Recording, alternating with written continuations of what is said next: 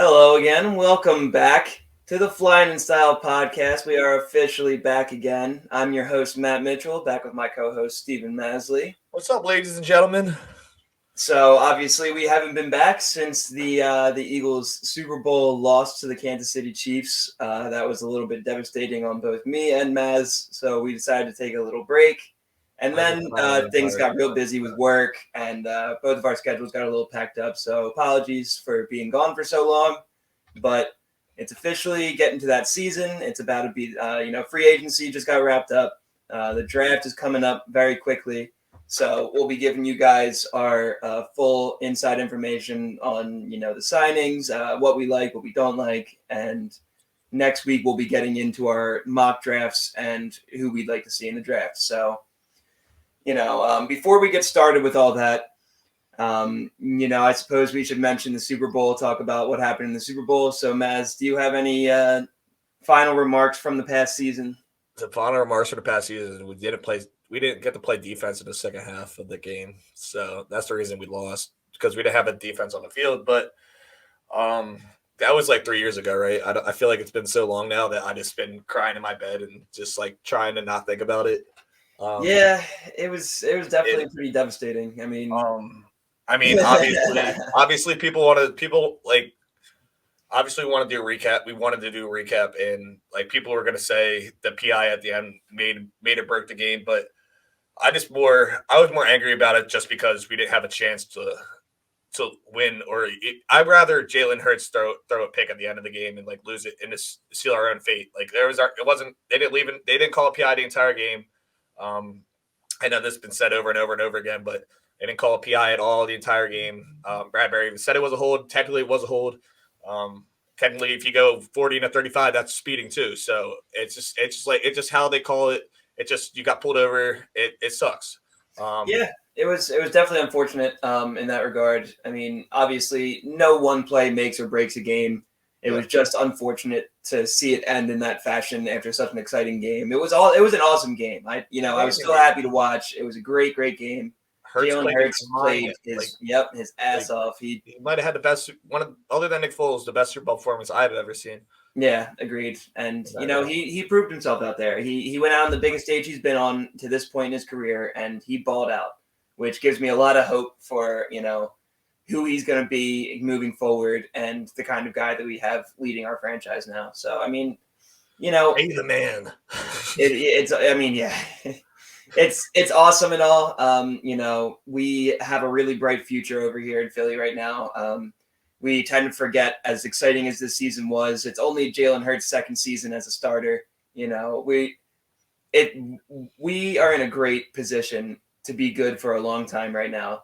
And it's that part is very exciting. It's definitely a bummer that we lost in that game. I didn't think our defense played very well in general. I didn't think our defensive scheme was particularly great. We didn't run any blitzes. We played very conservative, which we had problems with all season. And unfortunately, in a game like that where we're playing conservative, you have to play perfect. It was a shootout the whole game, and we were the first ones to make a mistake with that fumble and that punt return. And those are the plays that killed us. Yeah. Those were the plays that made the difference in the game. We made the mistake before they did, and it was that simple. It was unfortunate, but it is what it is. It's crazy. No, what were you going to say? My bad. No, I was saying it's crazy. It's just like thinking back at the game. It's just crazy. Like people want to make these excuses. Like the field was awful and we could have got a pressure on a quarterback, like going back, but people were like, "Oh, like Reddick couldn't even like plant his foot in the ground." But that's for both sides, both ways. Both teams are playing on the same field. Is that very unacceptable for a Super Bowl level or caliber field? Yes, but absolutely, it happens, and we got to move on, and we're on to next season, and we have a lot of stuff to talk about today. Yes, sir. I mean, there's not much else to be said about it. It just hurt.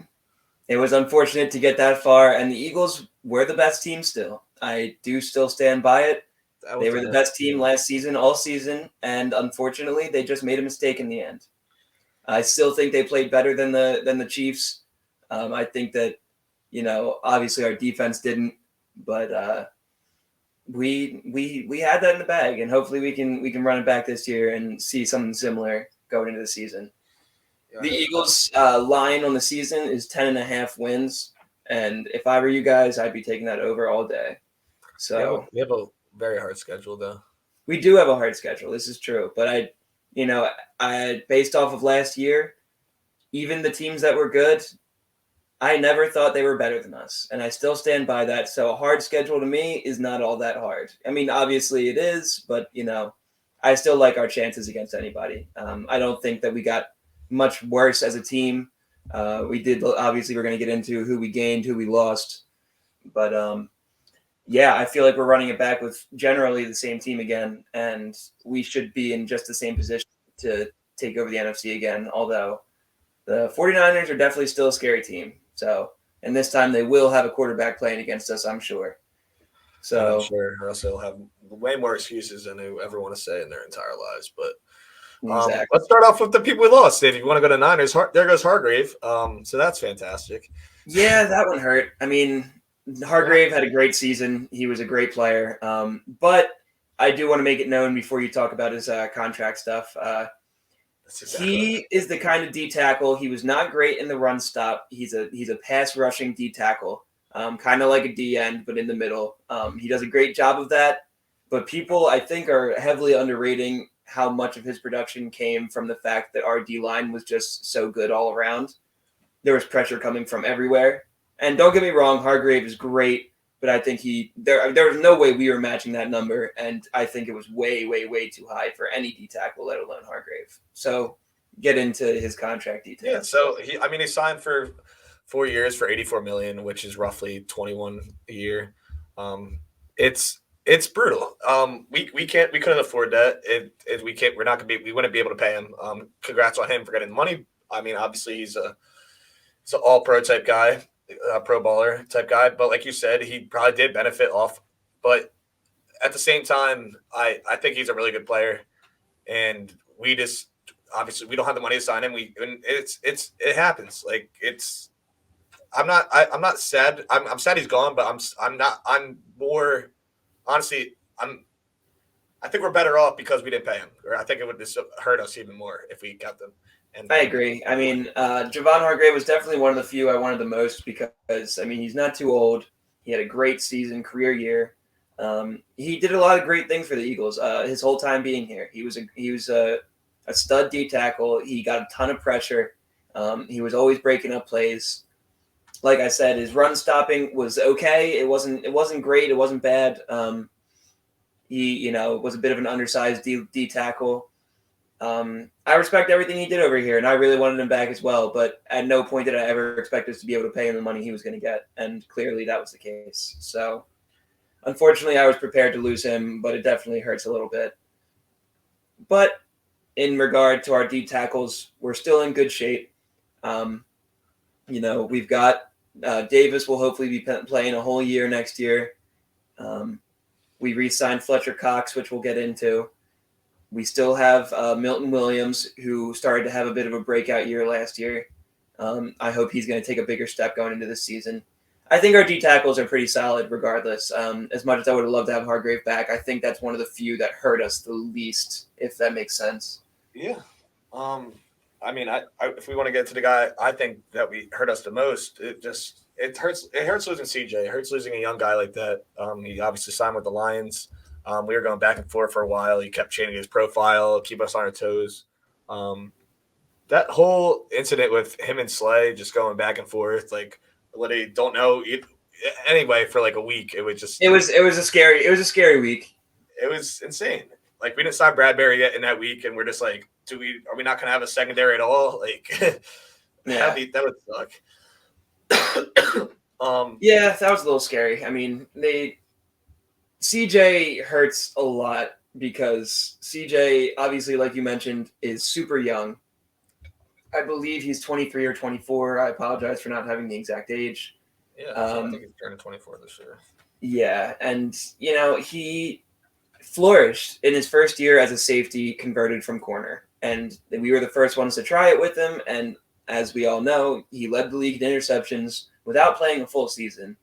And to be 23 years old and do something like that, in your first year at a position was nothing short of incredible. He was a great player, brought a ton of energy to the team. He was somebody that I considered a must sign back, and it would definitely hurt when we didn't. And it hurt even more considering that he thought he was worth more than the market was. And I don't disagree. I do think he is worth more than the market was. But the market is the market regardless. And he turned down a contract that we offered him. I forget what the exact number was. I think we offered him 14 a year for 2 years or something. And unfortunately, he thought he was worth more, went out onto the market.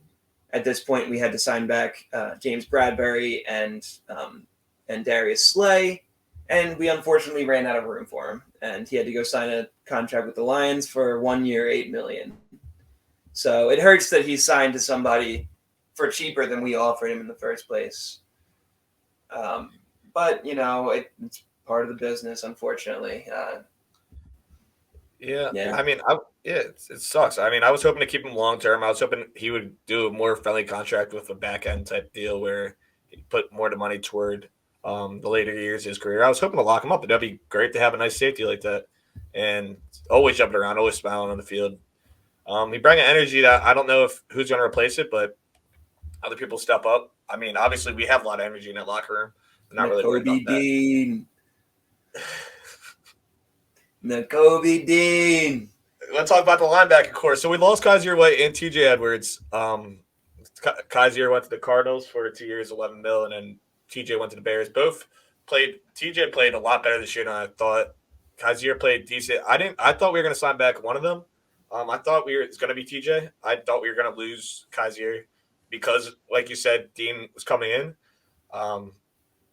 I'm so excited for Dean to play, and I guess the Eagles are excited for him to play too because he's our starting middle linebacker, and that's basically solidified. He got pushed right into the role.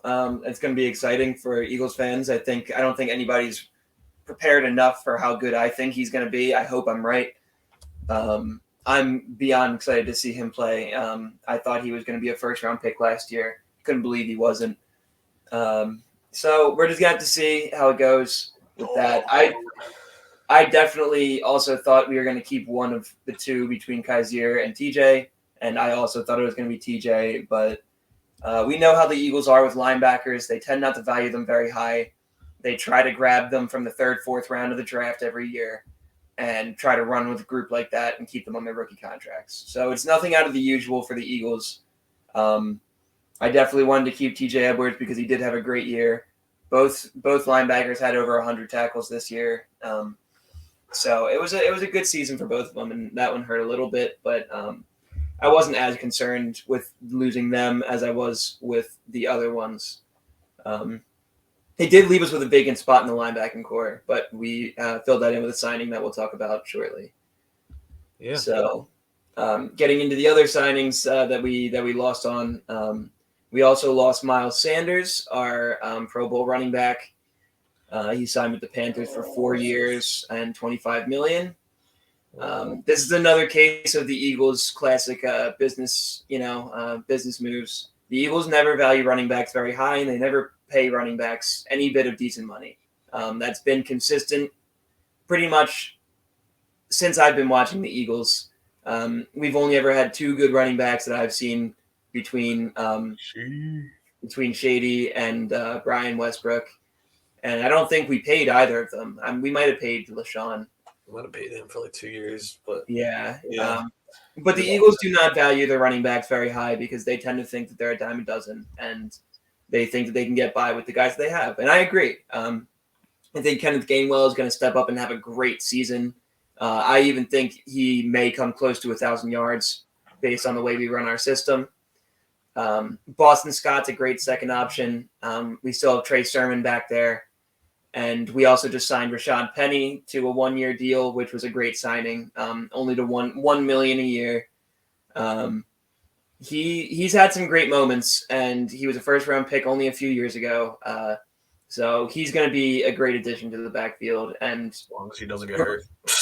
Yeah, this is true. But we have 4 guys in our backfield, and we're paying our entire backfield no more than $5 million. So I'm happy with the way this turned out. I did not expect us to get Miles Sanders back because after he has a year like he had, a Pro Bowl season, over 1,200 all-purpose yards, he was bound to get a big contract, and we weren't going to be able to match. So keep obviously, regardless of all the people that we wanted to keep around this year, we have to keep in mind, obviously, that Jalen Hurts is going to be getting paid sooner than later. He does still have one more year on his rookie contract, but I do think the Eagles are going to be in a bit of a race with the Bengals and the Chargers to try to set the QB market, and not have to try to beat each other on each other's deals. I know for a fact that I would be scared trying to use Joe Burrow's price as the starting point. So yeah, I mean, I'm him and hoping that we Herbert can get. and even Lamar too. Like Lamar. I mean, it just sucks. I mean, we talk about it all the time, but like Deshaun Watson kind of set the market. I mean, that's what quarterbacks are looking at right now. They're like, oh, we got $200 million guaranteed, and we're all like, dude, like, I don't know. We don't know what they did. Like, but that's the market. And if they're paying him that, they're like, why don't I don't deserve that money? Like he's been out of the league and all these allegations and such, and he hasn't even performed he has performed at MVP level, but not the season that not the prior season to him getting paid, which just it blows my mind. And I'm hoping we come to a deal. I think that Hurts will make it not team friendly. I mean, I don't want it to be. I want it to be team friendly, but I also want him to get paid. If that makes any sense. I'm hoping he'll sign a deal for like a 4-year deal somewhere within 180 to 190 million, which is still a massive contract. It's not exactly team friendly, but it would be better. I don't want to see us. I don't want to see the contract number over 200. That's all I'm asking for personally. So I guess we'll see on that regard. Also, I wanted to mention, you said something about Deshaun Watson. Although he got all that guaranteed money, I don't know exactly what the Browns did, but they took about $30 million out of their cap space from him, from restructuring his contract. Yeah, I mean they did a lot with when you do like a signing bonus and stuff, it doesn't go onto the cap, and that's like Danny Dimes. Danny Dimes, like as much as he got paid, didn't this year. It's only taken like 16 mil off the cap, and it's all like in bonuses and how he played. Excuse me. And how he plays and such, and which that's very team friendly for them. And even though it looks a lot on paper, he's not getting paid. It's not hurting them as much as I personally at first when I looked at his contract thought it would. So, yeah. I mean, hey, we lose Miles. It sucks, but our O line's basically still there. We're gonna obviously let's get right into it. We lost Dillard and we lost Samalu. Dillard. They're both great guys. Sam Alou was a All-Pro this year. He's trying at the Steelers, which hurts because we all hate the Steelers. Well, not hate. I think it's. Before you go any further, I also just want to let everyone, remind everyone, keep everyone in mind that we're most likely going to get compensatory picks for every single one of these players. The way compensatory picks works is that if a team takes one of your free agents who were previously a starter on your team, and they go on to start a certain number of games for the team they signed to, that decides the compensatory picks that we get. So, based on all the players we lost, I'm pretty confident that every one of them is probably going to start wherever they go. So we will most likely be getting 1, 2, 3, 4, 5, 6, 7, 8 compensatory picks in some regard. So do you know how they structure those? Like, are they almost like sevens, or they? No, it depends on how many games they play and their like impact to an extent. I'm not sure how that gets graded, but we could get as high as a 3rd-round pick. Really? Yeah. So I believe that's the highest we can get up to that regard. So we could be getting a lot of picks for next year's draft. That's insane. Yeah. I didn't realize that. Yeah, so that's something that a lot of people don't really realize. That could be big for the Eagles as well, because we're losing 8 starters or 7. Dillard was not a starter, but he filled in. Yeah. But losing 7 starters hurts. I mean, that's 7 out of 11 guys on one side of the ball. Like if you put it in that regard, that definitely is it's a lot. But yeah. I do think that Howie did a great job in terms of all of our signings as well and setting up the team in the way that he wanted to be ready. And we were talking about D tackles earlier. I forgot to mention. I just want to throw it in there. There's a chance that we draft Jalen Carter as well, so keep that in mind. If he falls, of course. So, with all that being said, that's going to be in next week's podcast. Let's jump into the signings. Try to move through it a little bit quick. We lasted a little bit long on the losses, but we had to talk about the impact that they're going to have. So, coming in this year, we talked about Rashad Penny getting a 1-year, $1.35 million. That's going to be a great signing, great addition, veteran. If he stays healthy, yes. But I think that, with our backfield, we're going to be using everyone in limited fashion. Nobody's going to be really the main back, I don't think. So it'll be a lot of split touches. I'm sure he'll be able to stay a little healthier. Next, we'll jump into our safeties. We signed 2 safeties. Oh, you paused for a second. There you are. All right, so we signed 2 safeties this year. We signed Terrell Edmonds from the Steelers to a 1-year, $2 million deal, and we signed Justin Evans to a 1-year, $1.59 million deal with another $1.25 in incentives. So, what do you think of these guys? I know it. I've watched Edmonds play. I haven't seen much of Evans, but Terrell Edmonds was good on the Steelers. He was decent. I mean, obviously they had Mika there, so they didn't necessarily. He wasn't like the key factor there. I think he was like their Marcus Epps. Yeah, exactly. And I'll take it all day long. I'm actually glad we signed other guys instead of using. I mean, I don't hate Blankenship, but Kayvon Wallace has shown me absolutely nothing to this point. So that just makes me upset seeing Kayvon. I was excited for Kayvon Wallace too, which is a bummer. I was too. He was great at Clemson. He was a 4-year captain. I thought he was gonna be really good. It didn't translate and clearly didn't. Blankenship had his little moment last year. And he's probably going to get some playing time. He might even start, but he showed a lot of promise last year. He showed a lot of physicalness and his just aggression to the ball. He was flying to the plays. So he'll get a chance. But I'm glad we got some depth in too. Yeah, these guys I'm not super excited about per se, but I'm more excited to see what they become. I don't know how they're going to fit in per se, if that makes any sense. I'm excited to see Nicole Dean play. That's one guy I'm excited to watch play. These guys, I'm excited to see what they can be because I don't know so much about them because we're not focusing on these guys. These guys aren't big names. They're not supposed to be top of the line guys. They're not supposed to be CJ. But if they play half as good, that's amazing.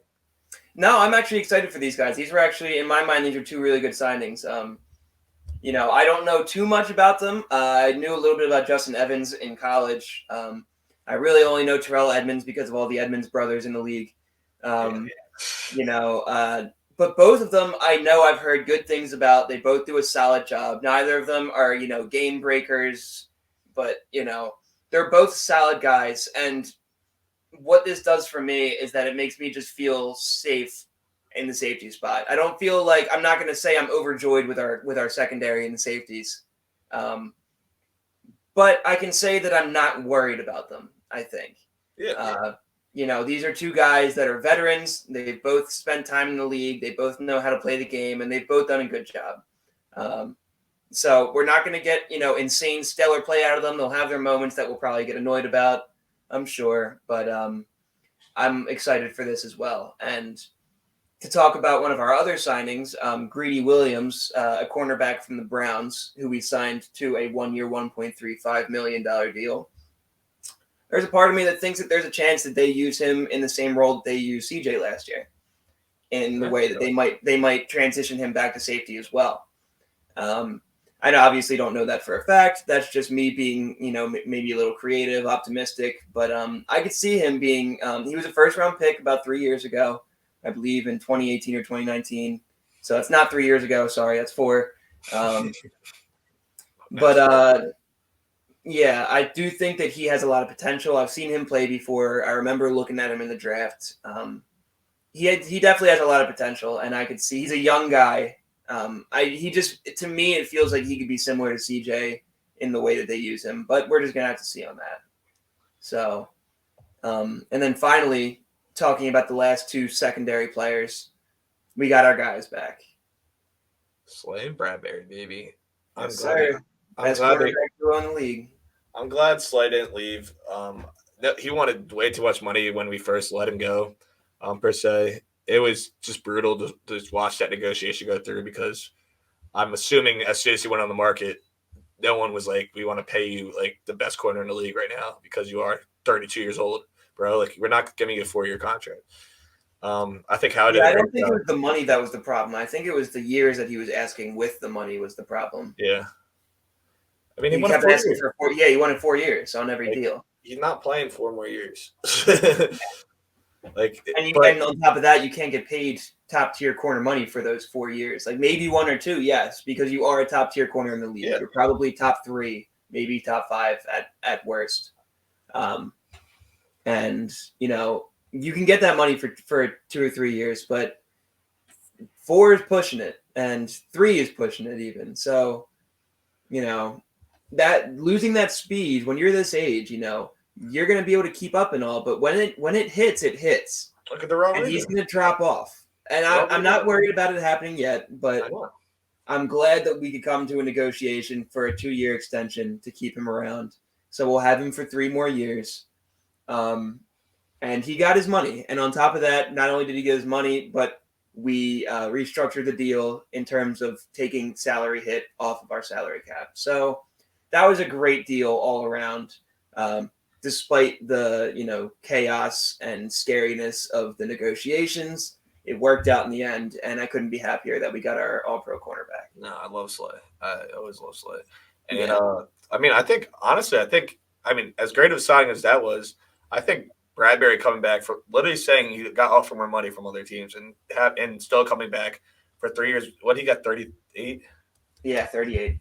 It's incredible. I mean, I don't know how he does. I don't know if how he like just He's a wizard. begs, kisses their feet and stuff, like treats them like a king. I don't know, but I mean, at the end of the day, like guys do want to play for good teams. Like it's Absolutely.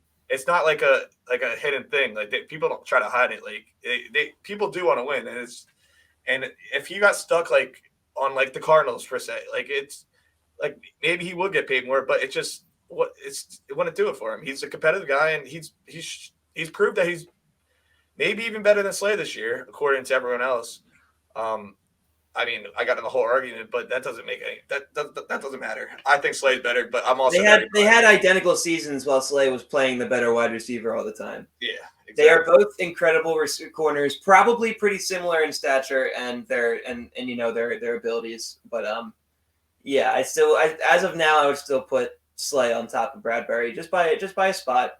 But guess what? We don't have to say who's better because we got both. we got both of them. It's great. Matter. We have 2 top 5 corners in the league.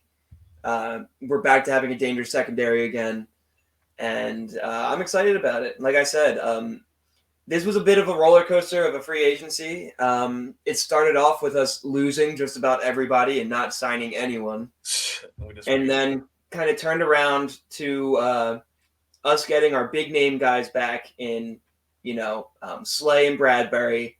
We re-signed Jason Kelsey to 1 more year, the highest paid center in the league at $14.5 million. And then we restructured Lane Johnson and gave him a contract extension through 2026, which will probably take him to the end of his career. So once we got those guys back, I think everyone in Eagles territory had a breath of relief that even if we didn't get anyone else back, it was at least enough to keep us in good shape. Yeah. And I think we did that. And then I think that it was all the other signings that we had. A lot of 1-year deals, low income deals, like nothing over really $2 million for most people. I think that it's really underrated how solid this team came back around. With the guys like Edmonds and Evans. We haven't talked about Nicholas Morrow, the linebacker from the Bears, who led the Bears in tackling. He had a great season. I think he was top 3 in tackles in the NFL, if I'm not mistaken. I could just be pulling that out of my butt right now. So I mean, every tackle on the Bears. yeah, and we signed him to a 1-year deal worth 1.15. So he's going to be that guy next to Nakobe Dean next year, and once again filling in that linebacker spot with a solid starter who did a great job this past season, even on a bad team. Yeah. Take it all day long. Yeah, we got Boston Scott back, the Giant Killer. I'm pretty sure we got him just to play the Giants. That's what I was about to say. We paid him $2 million we basically paid for $2 million. And then we got our old guys back in Fletcher Cox and Brandon Graham, coming back on both on 1-year deals, most likely their last. But those are 2 big guys that have a leadership presence in our locker room and have been here through it all, and hopefully are retiring as Eagles. Is how it seems. And I mean, my favorite signing, I think, that may not even be used all that much, but is probably my favorite signing. Our quarterback for the future? Yes, sir. We signed Marcus Mariota to a 1-year, $8 million deal. I think this is a great underrated signing because obviously he came in here knowing full well that he came in just to be the backup. And when you look back to last season when Jalen Hurts got hurt and we had to put Gardner Minshew in, we put Gardner Minshew into a running quarterback system. And he was not capable of being a running quarterback. And there were times in the games where we saw that come to bite their asses because we saw them trying to run RPOs where everyone knew he wasn't stepping outside the pocket and stuff like that. And, it hurt us sometimes in those 3 games that he was playing. So we get a guy like Mariota who fits the system incredibly well, is probably already the best backup in the league because he's been a starter for multiple years. And we have a reliable guy that if Hurts were to get hurt or be out for a few games, we don't have to be scared of our backup coming in. And to me, that means a lot.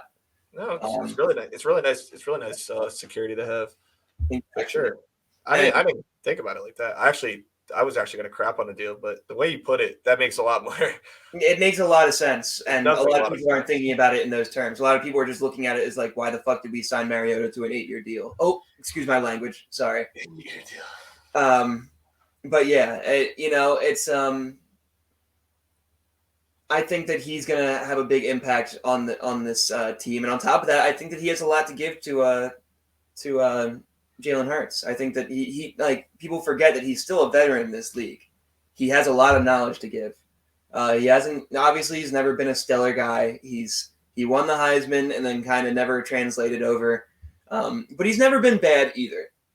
So he's just kind of been a journeyman. He's been okay. He's kind of like a Ryan Fitzpatrick kind of guy. But he has a lot to give, I think, to this team, and I think I'm kind of excited to have him. No, I mean when he that was a really good point you made, and when he put it like that, it's just because I don't know what they were doing in Minshew, and it just it did make me angry to watch. So I thought it was a bad deal. I didn't like it just for the fact that we're paying the backup like any money. That's the only reason I didn't like it at first. You put it in a good way. I just didn't like paying any money to the backup QB when we have a franchise guy. I thought we were just going to sign like anybody like that wanted like a Fitzpatrick. I thought we were just going to sign a random filling guy.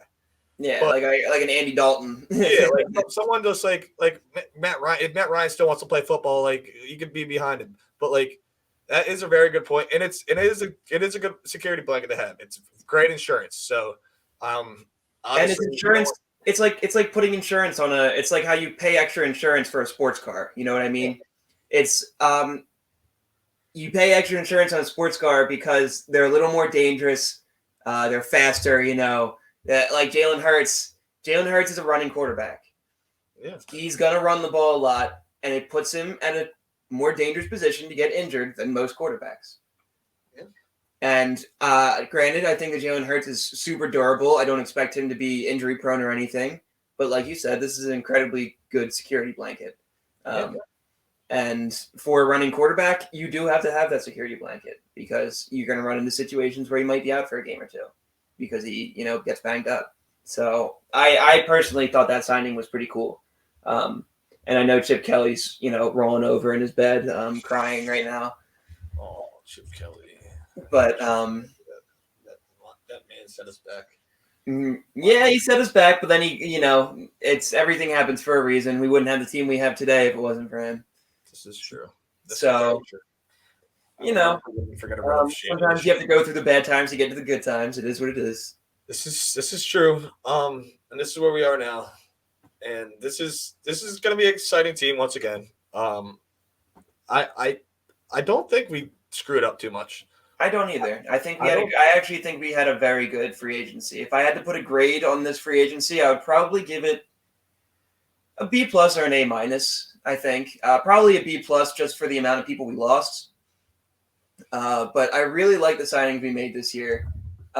Granted, the thing that worries me the most is, like I mentioned, almost all of them are on 1-year deals. So we're going to have a whole different looking team again next year. Yeah. And that worries me a little bit. I'm not a big fan of the whole rental game. But on top of it, we're still in a very good position to win again this year. So that makes me excited going into the season. I mean, just looking at it in general, we lost, our offense is basically the same other than Semalu, and Miles. But Miles didn't even play in a Super. He fumbled the first play of the Super Bowl basically, and then Gamewell just stepped right in and looked like he was the lead back all year. So that, and as much as they just hated Miles for whatever reason, they never gave it to him in the red zone anyways. I never understood it either. I thought it was just really so that they didn't have to pay him. So I hope he does well in the Panthers. He seems like a great guy. Went to Penn State. But other than that, we didn't lose anyone on the offensive side. I'm mad that we lost CJ. Yeah. I'm obviously upset we lost CJ and Hargrave. Losing TJ Edwards and Kaiser White isn't fun because that leaves us with no linebackers that have played yet. I think the biggest one we lost was Sayamalu. I think people underrate how good he actually was. Really good. That's a big piece to lose. But I also want to mention that the Eagles have already been working Cam Jurgens over at guard. So he's probably going to be the person to step in and take that spot, I'm assuming. And he could be really good over there. I personally didn't really want the Eagles to do that because I think that guard and center are two very different positions, and I don't really want him to get confused as a young guy. But at the same time, I think he's grown up enough. He's played football long enough that he can figure it out. It's not that hard. So I think that he's going to be a great lineman. So yeah, no, I think he'll be really good too. I think he's better than Drexel. So yeah, hopefully he's able to figure it out. But yeah, I don't really have it. I would give it a similar grade. I'm just honestly the one thing I'm only mad about is just CJ. I didn't think that we would lose him, and I don't even think it's Howie's fault. Honestly, it's not. Howie offered him more money than he ended up getting. It's just unfortunate how the negotiations went, and no one will know other than Howie and him, unless you've talked to him. But I don't. I mean, I think I've got a pretty general idea about how it went down. It just, he came in. Howie wanted to make it happen. We know this. He was a priority signing, and Howie offered him money, and CJ thought he was worth more. CJ felt a little offended even, and then Howie, knowing what the market was, told him he was allowed to go check it out. And when he went and checked it out, he didn't find much. And in the meantime, we re-signed Slay and Bradbury and filled up our cap space. And that was that. It was unfortunate. It just, he bet on himself and lost the bet. So, that's just an unfortunate situation that hurts for both sides. Yeah, it's unfortunate, but at the end of the day, you can be sad all we want, but we just got to move forward. Exactly. Move on to the next. So coming up into the draft, we've got the number 10 and number 30 pick in the first round, which is incredible for a Super Bowl team. And I believe we have a second, a third, and 2 sevenths. So we don't have a lot of picks this year, but we're going to get into our mocks and talk about who we think we should go after. We'll probably put about, I don't know, let's say, what do you want to do? 3 guys at each pick, kind of like three different mock drafts almost. Yeah. So we'll try to come up with 3 mock drafts for you guys, talk about it, And we'll talk about the kind of things we want to see from the Eagles in this draft and what we're looking for. And yeah, that's about it for this episode. I'm glad we could finally get back to you guys. Sorry it took so long. I'm excited about this year still. I haven't changed my perspective on the Eagles. I still think they're one of the best teams in the league, especially after free agency. So we're just going to have to see as the season goes. So we got a long time to wait around for it a little bit still. So they won't be back until what, September? Yeah. August preseason. So we got a little bit of time, but got any final remarks, Maz? I'm still sad about the Super Bowl. That's Fair my enough. final remark. I don't think I'll ever get over that until the season starts. So Yeah, it's gonna hurt for quite a few years. happy to be back with you guys. Yes, sir. Yeah, What? it's brutal, but I feel like we had a great offseason so far, and I'm excited to do the draft video. So I'll see you guys for that. Yes, sir. And yeah, we'll yes, have a sir. great Thank you for tuning in. And this has been another episode of Flyin in Style podcast with Stephen Maslin and Matt Mitchell. And we will see you guys next week. Go Birds. Adios.